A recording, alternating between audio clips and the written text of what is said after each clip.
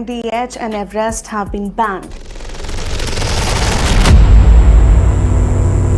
नमस्कार दोस्तों, हाल ही में सिंगापुर एवं हांगकांग के द्वारा भारतीय मसालों को बैन कर दिया गया है। दोस्तों, भारतीय मसाले जैसे कि सिंगापुर एवं हांगकांग में भारतीय के पॉपुलर स्पाइस ब्रांड जो कि हमारे देश में पॉपुलर हैं, जैसे कि MDH और एवरेस्ट मसाले जो कि सबसे ज़्यादा हम उपयोग में लेते हैं, उनको सिंगापुर और हांगकांग ने बैन कर दिया गया है। इसी तरीके से यूरोपीय यूनियन ने 527 इंडियन प्रोडक्ट्स को कैंसर काउजिंग केमिकल्स के कारण बैन कर दिया गया है।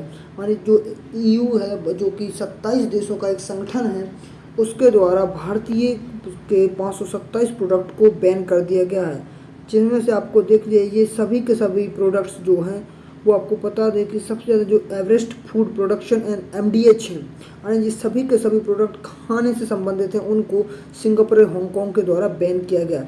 इसका एक जो कि इन्होंने कारण दिया है कि क्यों इन्हें बैन किया है, इनमें बताया जा रहा है कि इन प्रोडक्ट्स के अंदर इथाइलिन ऑक्साइड की अत्यधिक मात्रा पाई गई है, जो कि कैंसर के होने की संभावना को बढ़ाती है, जिस कारण से इन देशों की जो फूड एजेंसी है उनके द्वारा इन्हें बैन कर दिया गया है।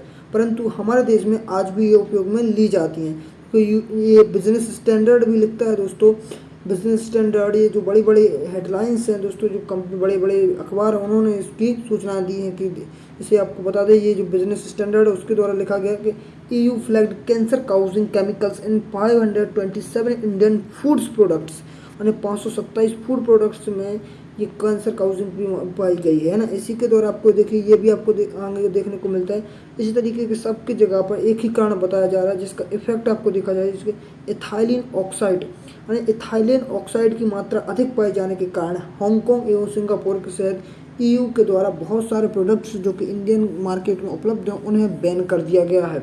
दोस्तों, हाल ही में आपको दिखाया जाए कि आखिरकार ये इथाइलिन ऑक्साइड है क्या, जिस कारण से MDH और एवरेस्ट मसालों को जो कंट्रीज़ हैं अन्य अदर कंट्रीज़ में बैन कर दिया गया है। दोस्तों, इथाइलिन ऑक्साइड एक मतलब कमरे के तापमान पर मीठी ज्वलनशील गैस है। ये रंगीन होती है, जिस कारण से हमें दिखाई नहीं देती है। इसका जो मुख्य रूप से उपयोग एंट्री फ्रीज सहित अन्य रासायनिक उत्पादों में किया जाता है। इथाइलिन ऑक्साइड का उपयोग कीटनाशक और इंटरलाइजिंग एजेंट के रूप में भी किया जाता है। दोस्तों, ये इसका उपयोग जो कि कीटनाशकों में भी किया जाता है। इसी कारण से ये आप इसकी जो कैंसर की जो बीमारी है वो किसान भाइयों तक भी फैल सकती है ना। ये जो इथाइलिन गैस होती है इसके कारण आपको श्वास लेने की समस्याएं भी उत्पन्न हो सकती हैं और सिर दर्द एवं अन्य प्रकार की समस्याएं देखने को मिलती हैं। आखिर इथाइलिन ऑक्साइड के संपर्क से कैसे कैंसर से जुड़ी हुई है? देखो, लिम्फोमा एवं ल्यूकेमिया ऐसे कैंसर होते हैं जो अक्सर इथाइलिन ऑक्साइड के व्यावसायिक जोखिम होने की सूचना को मिलती हैं। आखिर इथाइलिन ऑक्साइड का उपयोग किया क्यों जाता है? दोस्तों, पैकेजिंग के समय जो कि इसका उपयोग जो है सबसे ज़्यादा प्रोडक्शन के तहत होता है। जब अपनी कंपनी से कंपनी जो कच्चा माल ले जाती है उसे जब प्रोडक्शन के लिए कंपनी में भेजा जाता है तब इसका इस्तेमाल किया जाता है, ना कि इसका उत्पादन में उपयोग किया जाता है। मतलब उत्पादन के समय इथिलीन ऑक्साइड का उपयोग नहीं किया जाता है, इसका उपयोग प्रोडक्शन के समय किया जाता है। एक रिपोर्ट के अनुसार सितंबर 2020 एवं अप्रैल 2024 के यूरोपीय यूनियन के द्वारा 87 कॉन्स्टिट्यूएंट्स को बॉर्डर पर ही बैन कर दिया गया था, क्योंकि इनमें इथाइलिन ऑक्साइड की अत्यधिक मात्रा पाई गई थी। यूरोपीय union said to found the contamination and cancer causing chemicals at 527 products like to India, जो कि इंडिया से आ रहे थे। उन प्रोडक्ट्स पर कैंसर काउजिंग केमिकल्स पाए जाने की ऐसी संभावना थी, जिस कारण से rapid alert system of food and feed RASFF के द्वारा, जो कि यूरोपीय यूनियन की एक एजेंसी है, जिसके द्वारा उसे बॉर्डर पर ही सील कर दिया गया, यानी बॉर्डर पर ही बैन कर दिया गया।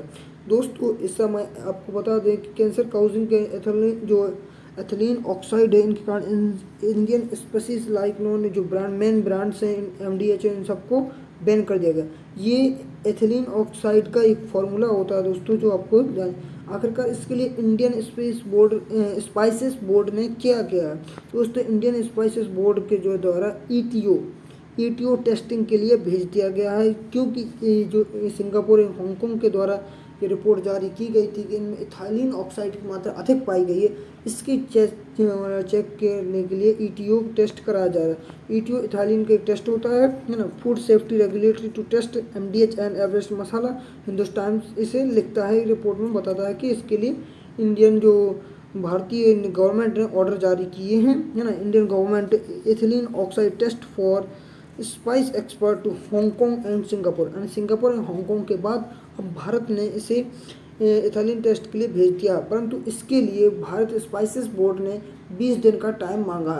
ये एक बहुत ही शर्म की बात है दोस्तों। एक नॉर्मल व्यक्ति किसी भी चीज़ की टेस्टिंग करवाने के लिए मिनिमम 4 दिन के अंदर किसी भी प्रोडक्ट की टेस्टिंग करवा सकता है। तो भारत की इतनी बड़ी एजेंसी जो कि वित्त मतलब फाइनेंस के वित्त के अंदर आती है, वो इतना अधिक टाइम क्यों मांग रही है।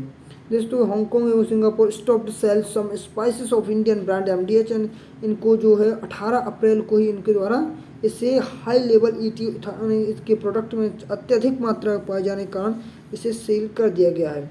दोस्तों आपको बता दें कि जो इनकी कंट्री है, इनके द्वारा आपको बता दें कि एक स्टैंडर्ड फिक्स किया गया है जिसमें ये थाइलिन ऑक्साइड की मात्रा को पता जाए। सिंगापुर के अंदर 50 पार्ट पर million of ETO which Hong Kong है 0 टोलरेंस, यानी हांगकांग में किसी भी प्रकार की इथाइलिन ऑक्साइड का उपयोग किया ही नहीं जाना चाहिए किसी भी प्रोडक्ट के अंदर। वहीं यूएस ने भी एक स्टैंडर्ड जारी किया 0.1 mm पर केजी के अंतर्गत होना चाहिए। ये यूके का एक ईटीओ रेट है, यानी इनके अंदर यदि आप इससे अधिक मात्रा में आप इथाइलिन ऑक्साइड का प्रयोग करते हैं तो इन प्रोडक्ट्स को बैन कर दिया जाता है दोस्तों। परंतु हमारे भारत में इसे 10 टाइम्स ज़्यादा बढ़ा दिया गया है। मतलब यदि यूके में 0.1 मिलीग्राम, तो इथाइलिन ऑक्साइड भारतीय मसालों में अत्यधिक प्रयोग किया जाता है, परंतु इन मसालों पर भारत में किसी भी प्रकार का बैन नहीं लगाया गया।